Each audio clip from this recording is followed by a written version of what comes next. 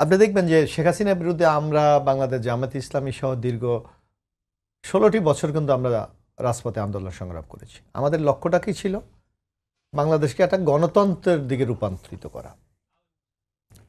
এবং শেখ হাসিনা যে প্রতিষ্ঠানগুলি ডিস্ট্রয় করে দিয়েছে, যে ধ্বংস করে দিয়েছে, সেই প্রতিষ্ঠানগুলিকে মেরামত করে আগামী দিনে বাংলাদেশে একটি মানবিক সাম্য এবং ন্যায় বিচারের বাংলাদেশ প্রতিষ্ঠা করা। জি। সেই লক্ষ্যে কিন্তু ৫ তারিখ পর আমরা কাজ করে যাচ্ছি। বরং আমাদের মূল লক্ষ্যটা ছিল সব দলগুলির যে দ্রুত বাংলাদেশ থেকে একটা গণতান্ত্রিক পথে উত্তরণ করা। পাশাপাশি আমরা কি বলেছিলাম যে সংস্কার, বিচার এবং দ্রুত নির্বাচন। আপনি দেখবেন পাশাপাশি কিন্তু এই তিনটি জিনিস চলছে, খুব হাত ধরাধরি যদি আমরা বলি। আজকে সংস্কারের জন্য ঐক্যমত কমিশনের অধিকাংশ ক্ষেত্রে এলাবে স্বীকার করেছে যে অধিকাংশ ক্ষেত্রে ঐক্যমত হয়ে গেছে। দু একটি ক্ষেত্রে নোট অফ ডিসেন্ট আছে। তার নোট অফ ডিসেন্ট যে কোনো জিনিস একটা গণতান্ত্রিক রীতি, আপনি যে কোনো বিষয়ে একমত হবেন এটার হওয়ার কোনো কারণ নেই।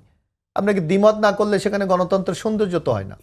কারণ সবাই যদি একমত হয় তাহলে তো এটা সে শেখ হাসিনার মতো ফেসিস্ট এক না একতন্ত্র দিকে চলে যায়। কিন্তু আপনি দেখবেন সেখানে ঐক্যমত কমিশনের অনেক বিষয় একমত হয়। সেখানে কিন্তু যে কথাটি আপনিও বলেছেন আজকে যেটা, সেখানে কিন্তু জামাতের পক্ষ থেকে পিআরের কোনো পদ্ধতি ছিল না।